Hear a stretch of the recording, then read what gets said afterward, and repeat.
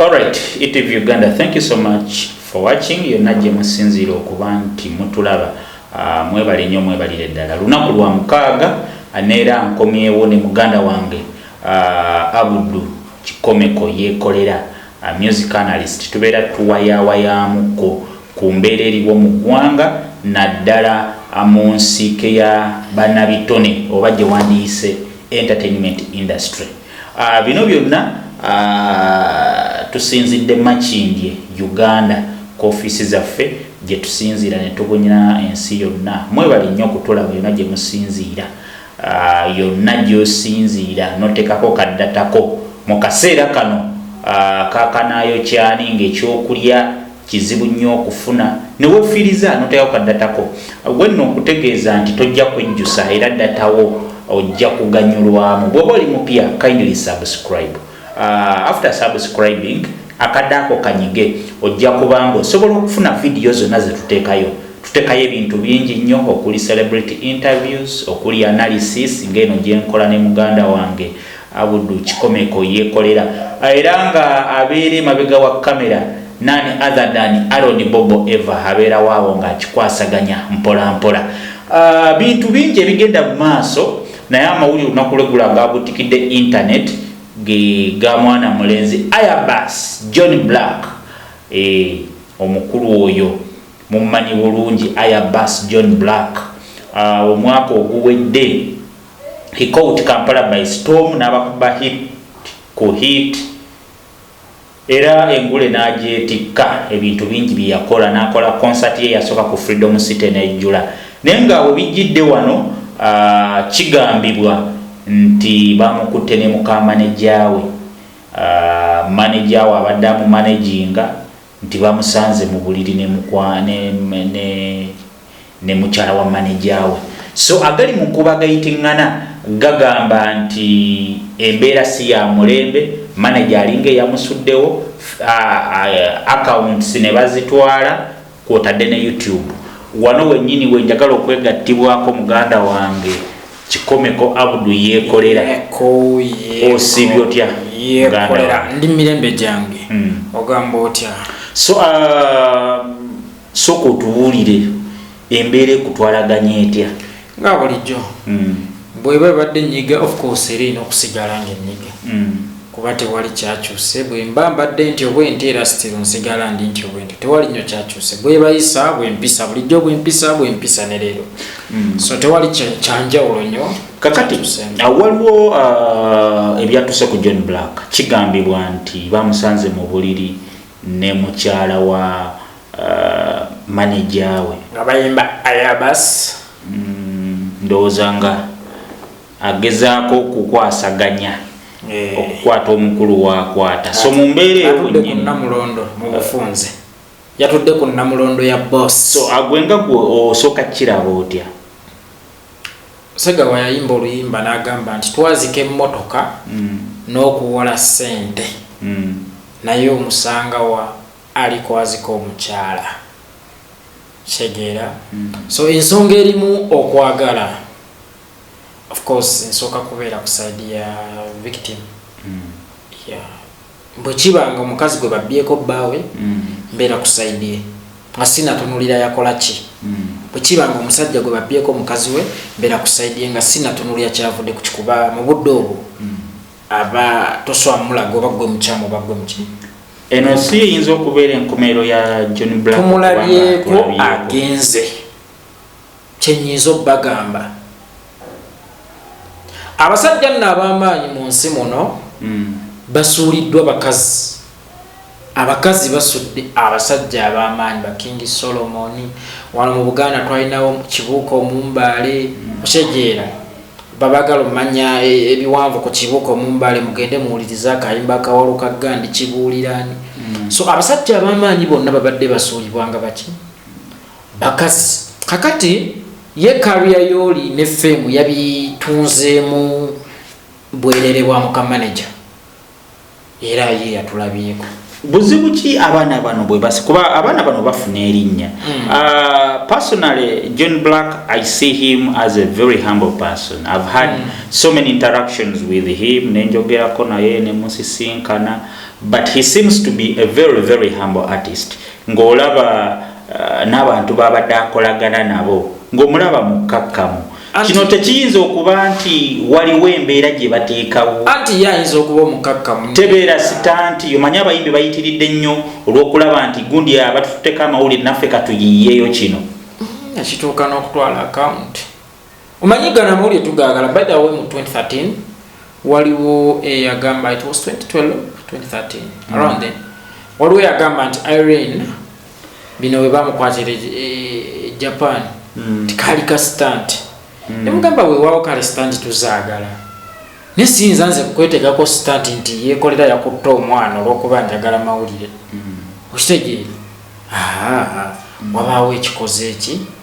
ekisusse so wabaddewo engeri nnene nnyo nnyingi nnyo mutusobola okukolera stunt oba John Black mwasobola okukolera zi stunt si mu kwagala mu kabosi so ekyo kintu kinene okikuteeka whatever happened kireka ba John Black as a brand as a rising artist kubanga industry akagimalamu niyale emyaka ebiri amanyi mu nsi muno teri kintu kibi nga kulowooza nti buli kirungi kirina kuba kikyo obuterekereza olina okwerekereza n'omanya ebibyo n'ebitali bibyo osobola okufuna anyway buli muwala omulungi out there ataliiko agamba but manager waaba muganda wo era bw'oyagala muka omuntu gw'okola naye yenna oba mukwano gwo oba n'obusobozi obwagala muka muganda wo osegeera so nno ffe tukimanyi nti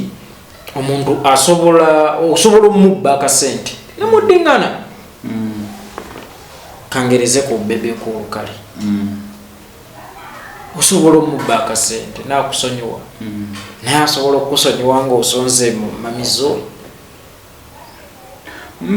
naye kisoboka kyaliwoko gwe basajja bameka be wali owulidde nti asonyiye mukazi waayenze kyaliwoko kisinziira omanyi waliwo girlfriend okuba ne girlfriend there is a difference between a girlfriend and a wife ogenda kubitunula jinnyonnyole anti kati girlfriend wakoma n'omukyala watandikira anti kakati girlfriend ye muntu gobeera nga mukyagezesa okubeera oluusi muli mwenna naye nga temuli mu bufumbo bwa mpeta kikyogeza oyo taba omuntu gobeera naye aba mukyalawo ng'osula naye ne bwoba tomuwasiza aba mukyalawo naye waliwo embeera y'abadongo amawulire ga reportinze mukazi wa boss si girlfriend wani wa boss fa amawulire bwe gaba ga reportingidde mata tetugende no ku reportinga buugi agava mu management gatulaze nti oli yagadde mukani naye ekyo kyonna kiba mu buterekereza abantu tuyina okuyiga okwerekereza si buli kirungi nti kirina kuba kikyo wadde oyina obusobozi obukola ki obukifuna John ayimba bulungi era nze oyo omwana lwe nasooka okumuwulira nasooka ne munyoma bwe yakuba oluyimba olwokubiri neŋŋamba omukwano gwe bamuyita Frank ne mugamba omwana ono ayina ekintu kyali kyemutannalaba yalemwa okukola ekintu kye musically n'akikola artically n'akijjamu ekintu ekiri musical kana abagezi bokka be bajja okukategeera okitegeera nojja n'ekintu kye ekyenjawulo nti wano abayimbi bangi abazizenga bajjanga nga baagala kuyimbanga ngera wajja mu studio agamba nkubirayo ekigoma ekifaanana ng'ekyanga njagala okubeera nga radio ne John Black alabika ne ku baana abasajja bali mu industry ya Uganda tayinaako ya mu inspiring kuyimba okatugambe talina gwafaanaganya yajja ne identity kuliko kuba yayogerako nti radio inspired him nekye tuyinza okugamba yamukoppako ki nti talina gwe yakoppa being inspired by someone ku mbeera zobaako nekyotwala gwe bwoba otunuulira John mu radio yatwalamu ki I think his style is unique. Mpozi obaddewo abaana abagezaako era omuko ye musajja eyajja nga yeefaanana yekka tekibangawo mu art industry oba mu music industry muntu okujja nga yimba John Black kyakola ki era okujjako nga ye gwe banakoppa nga ye yana inspiring abalala. Bobby Wine, Chameleone, no, Bebe Kulu mwena mukimanyi Buju Banton. Mwena mukimanyi ba Chameleone bagenda mu Congo ne basikayo ne bajja ne bakubba ebintu byabwe. Shejeera ne John Black yajja yekka. Sigambye nti wa kitalo nnyo. Ne nabagambye nti John Black asobola omuyita omulema. Eyamanya obulema bwe. Nasobola okujja mu misinde gy'abalamu nadduka nabo. So bino byabaddewo personally nga gwe what do you take of this? Osuubira engeri John Black y'omu ku bayimbi abadde ne demand ennene nga tetunagenda mu lockdown kuba kati myezi 3 tewali ayimba tewali ategeka kivvulu y'omu ku bayimbi abalina demand era nnyinza okugamba nti we baggalirawo John Black y'omu ku bayimbi abali bakutte sente za Christmas nga yaziridde cause there is a time nga John Black sente za Christmas batandise zikwata. That was way back in January February. Ningamba what's this omuntu akakasa ati anti John anaabanga akyatunda mu eyo time n'ateekayo sente ze. So kiba kyabuvunanyizibwa babiri bano badingane ensonga omukazi bazigonjole kuba omukyala si business. Anti omukyala si business naye teweerabira nti John ndiye kirabye. Nti omukyala si business. You have to choose between okwebaka kumuka omuntu okugenda ne business. So inaobeera n'erinnya oba ne ssente abakyala gye bali kakasa nono yamwagaddeko linnya le. So mubaamu obuntu obutono bwe weerekereza n'obukola ki n'obuleka ne bukuyitako nti kuba yakemeddwa mbeera eriwo gimanyi. Anti kakati munnange noffe abantu abamu toyinza tonyumiza nakemeddwa sobola kusanga ku mukyala wange tuvudde wala nongamba was attempted. Lwaki otunuulira abayimbi baffe abasinze okusaanawo bakyala be babasaanyizaawo era n'entale ezize zibawo mu music industry ezisinga zonna ogenda okwetooloola booti nga za mukyala. Chameleone King Michael yali mukyala, Bebe Cool Chameleone byalimu omukyala, oyo omuzungu. You find out that bw'otunuulira abayimbi abalala Eagles ebaddemu scandals bakyala tezibaddemu bakyala tonkubya basajja za Eagles zaali za byanfuna naye nga nze olutalo lw'ebyenfuna nsodde owuliriza because fena tukolerera kuba na ssente si kubeera na kwagalwa oshejeera.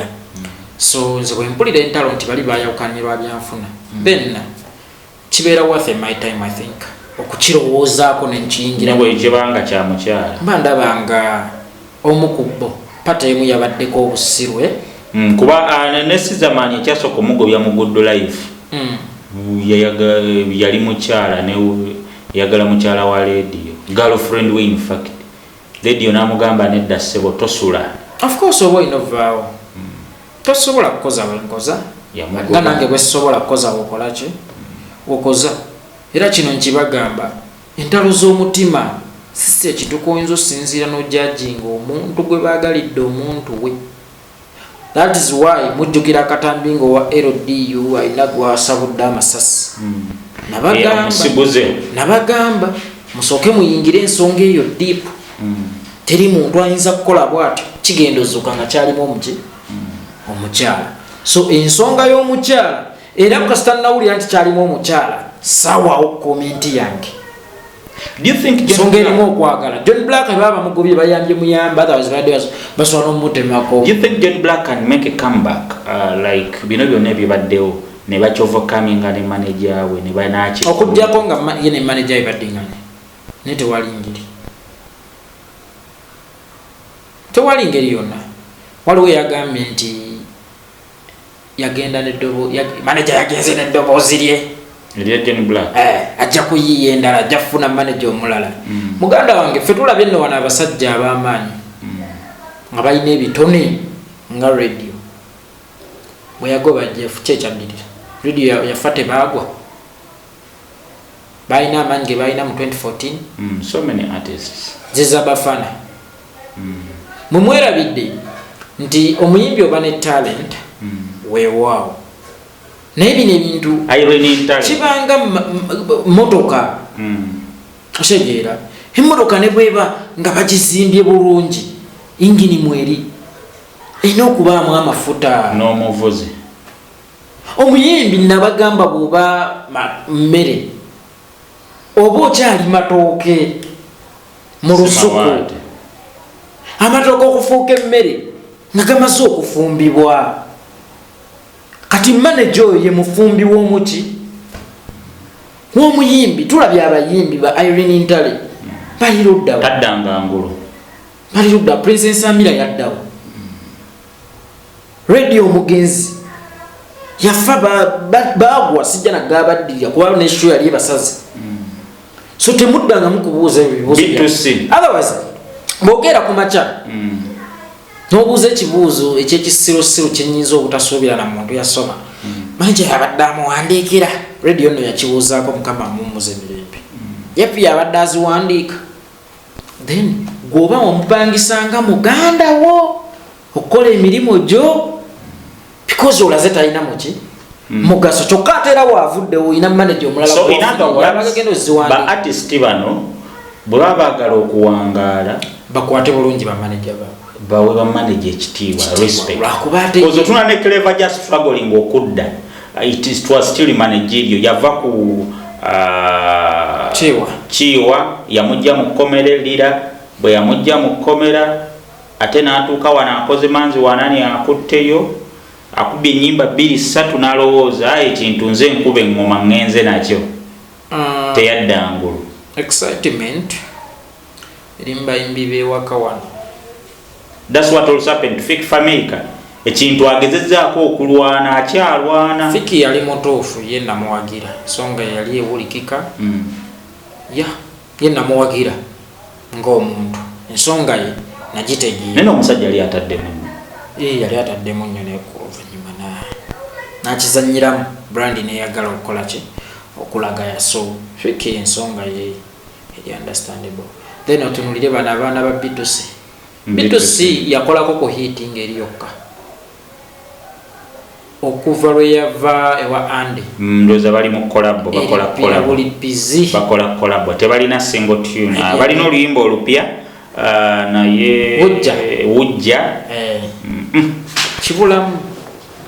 kibulamu gegamani ga management kintu abaana abo babeera mu nyumba kati nga John oyo alaka tamanyi na oluyimba lutuuka lutya ku radio ku TV omusajja abadde ateeka mu kyenkana kiba lukubi baganda bange music oluusi kati waggula zaala ojegeera abamuyita bisijja tugee tukole video kati ngodda ku muko omusajja ng'oyagala ojegeera bajja batema magulu mu ngeri emu ovumirira John Black kye yakoze nnyo ne sekuvumirira yenna era singa mbadde nina obusobozi mbadde ngenda mukuba mwimba okoze 7 amanye nti ekyo kibi olw'ekikolwa ki kye yakoze otherwise nti alina omukisa nti yakikoze akyali muto ate n'asonyibwa ne batamutta naye bw'aneeyongera mu maaso n'ekikolwa kijja mutta asobola okwetereeza waliwo omwe yagambye nti omukulu ono lwaki teyabuzizzaako banne nga Wyke Benda ne Guluneedi gira emizannyo bagiruddemu bamanye engeri gye bagikolamu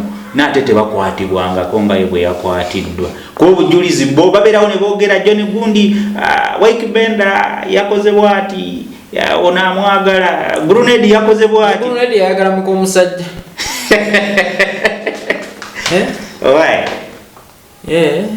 omwo omwana alwanye ate Benda naye nga bwe bityo bagambye babebuuzeeko kubanga bano be bakugumukaza nnyo kano bakategeera omusinga yandibadde abakubira ku sinagamba Wyke waliwo wano storage numbe sirumba bagamba waliwo noono omwana Bitusi yani ano ye Julio kana kakola bas nyongera